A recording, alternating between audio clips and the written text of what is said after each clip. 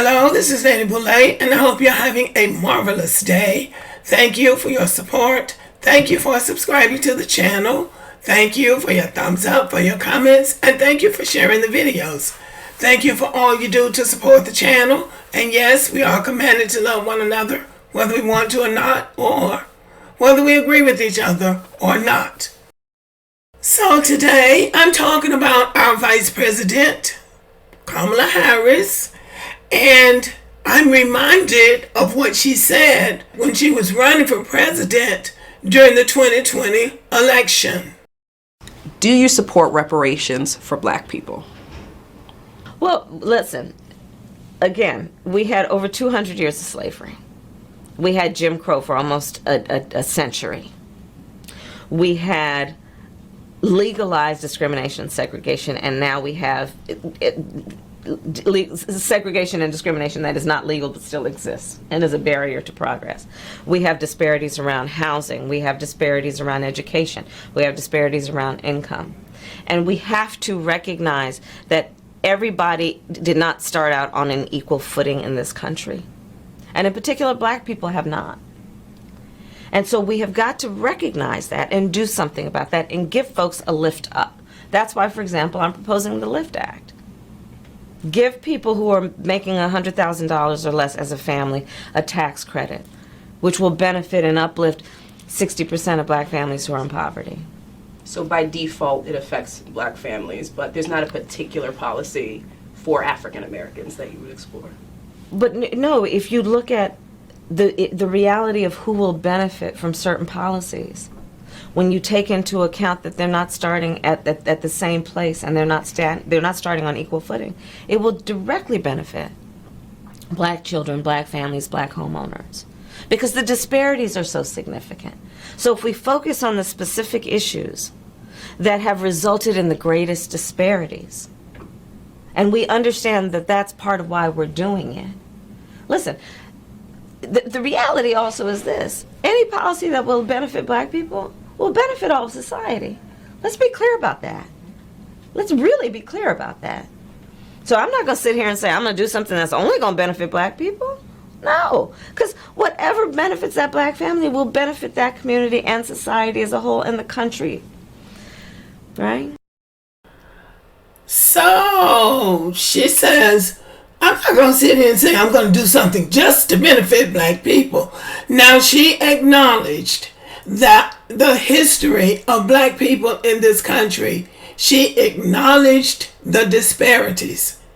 And this is really the American talking point for Republicans and Democrats. Yeah, we know you came through slavery. We know nobody else came through slavery. We know that when we said you were free in 1865, that the government allowed the South to go back and re-enslave you for almost another 100 years.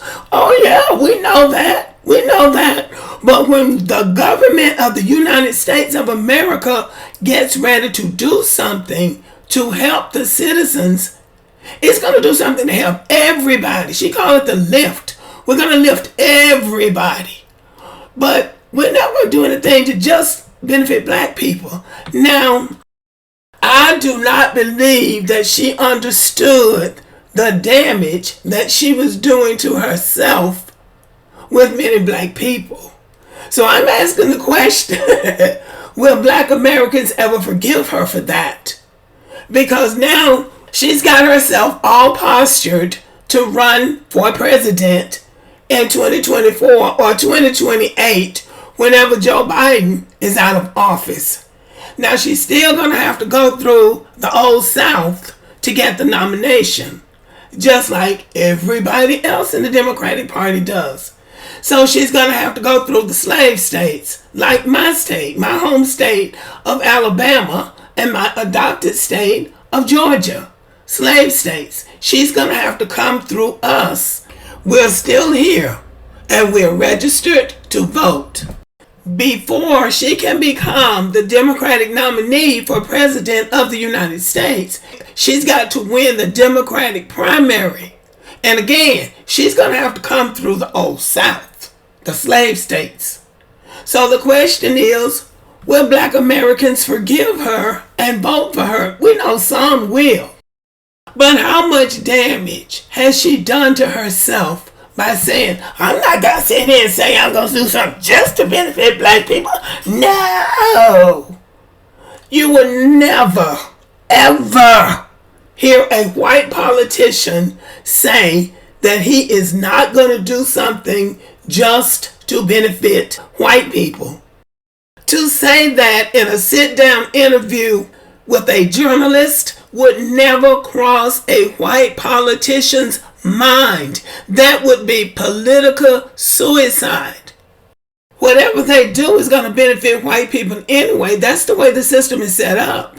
Remember, affirmative action was supposed to help black people, and white women ended up to be the greatest benefactors of affirmative action, even as they tied it to black people and tried to make it seem like black people were trying to get something for nothing.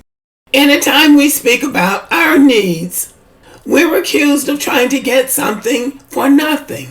It's like, I'm going to say I'm going to give it to you, but I'm really going to give it to these other people. And if you say anything about it, I'm going to say that you want something for nothing. And let's all say it together. Gaslighting. So after so many years of tucking our tails between our legs and walking off with our heads down because we've been made to feel bad because we are saying my government should help me too.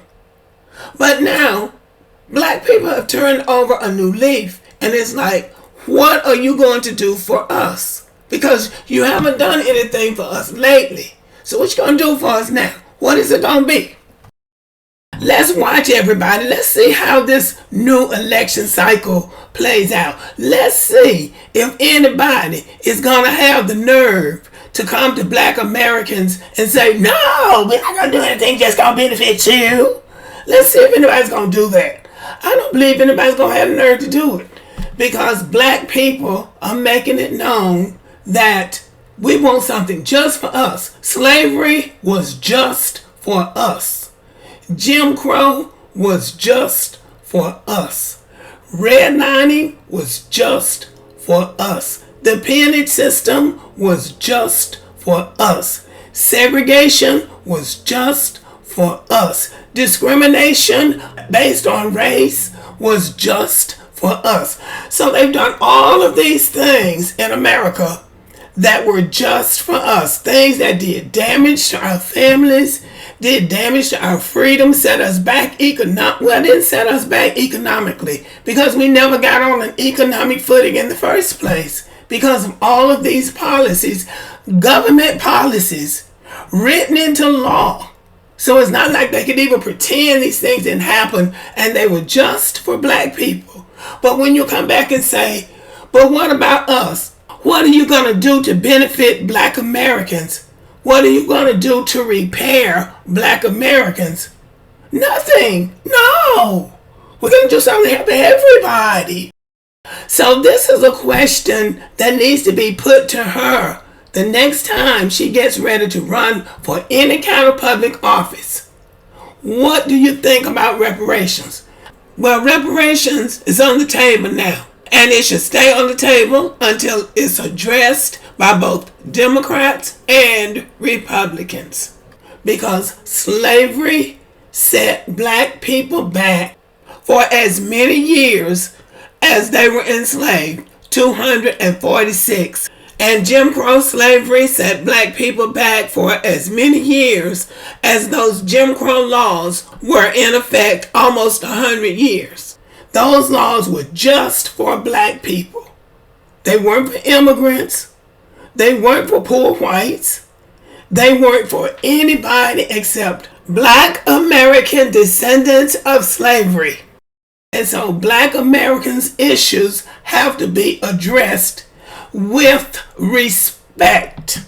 Because the way she did that is like, no, I'm not going to do anything just for you. I'm going to do something to help all these other people who didn't do anything to build this country and build this economy, including her own people, because she is not of our lineage.